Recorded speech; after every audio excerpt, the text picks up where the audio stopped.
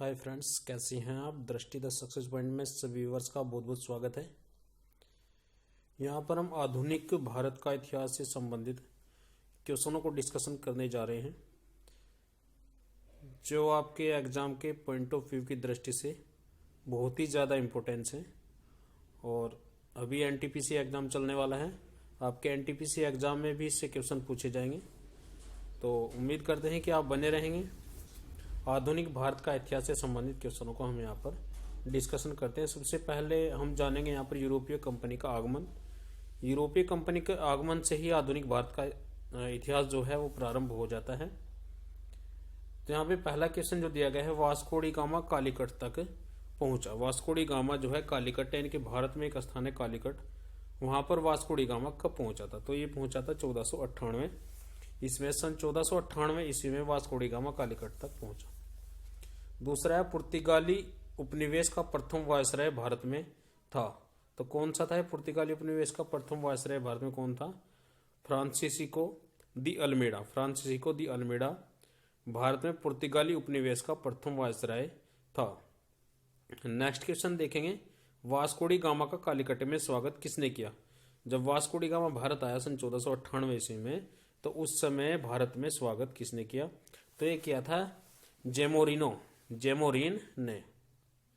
कुछ समुद्री यात्री हैं, उनके देशों के बारे में भी देख लेंगे।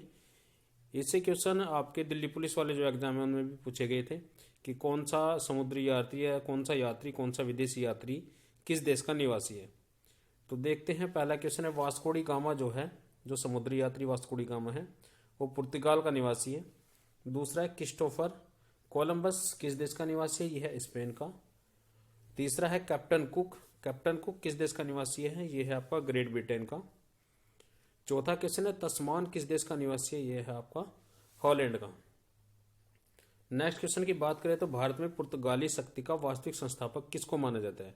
भारत में जो पुर्तगाली थे उनकी शक्ति का वास्तविक संस्थापक किसको माना जाता है? तो ये माना जाता है अल्बुकर्क को। नेक्स्ट क्वेश्चन की बात करें तो पुर्तगालियों ने भारत में प्रथम दुर्ग का निर्माण किया था। तो ये कहां पर किया था? कोचीन में। पुर्तगालियों ने भारत में प्रथम दुर्ग का निर्माण कोचीन में किया था। इंपोर्टेंस क्वेश्चन है, बार बार पेपर में पूछा जाता है। नेक्स्ट क्वेश्चन की बात करें तो मध्यकाल में सर्वप्रथम भारत से व्यापारिक संबंध स्थापित करने वाले थे। मध्यकाल में सर्वप्रथम भारत से व्यापारिक संबंध करने वाले कौन थे? पुर्तगाली थे। भारत में प्रथम समुद्री व्यापारिक केंद्र स्थापित किया था। तो किसने किया था? ये किया था पुर्तगालियों ने। नेक्स्ट क्वेश्चन की बात करें तो बंगाल की बादेल चीनसुरा, हुगली तथा श्रीरामपुर फैक्ट्रियों में से एक जो पुर्तगालियों द्वारा स्थापित की गई थी वह कौन सी थी? हुगली फैक्ट्री। अब यहां पर और क्वेश्चन को भी देखेंगे हम। नेक्स्ट क्वेश्चन है, पांडिचेरी के संदर्भ में सही कथन है। पांडिचेरी के संबंध में जो सही कथन है वो ये है कि पांडिचेरी पर कब्जा करने वाली पहली यूरोपीय शक्ति पुर्तगाली थे। इनके पांडिचेरी जो देश है, पांडिचेरी जो एरिया है, वहां पर जो कब्जा करने वाले पहले यूरोपीय कौन थे? पुर्तगाली थे।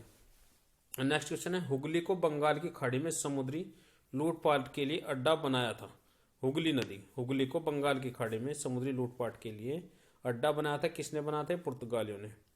कलकत्ता का संस्थापक किसको माना जाता है? कलकत्ता जो है ये पश्चिम बंगाल में पड़ता है। इसका वास्तविक संस्थापक किसको माना जाता है?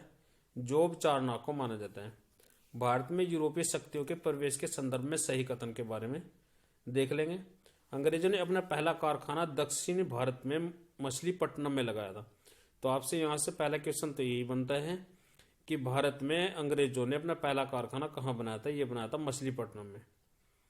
पूरी भारत में अंग्रेजी कंपनी ने 1633 ईस्वी में उड़ीसा में पहला कारखाना लगाया।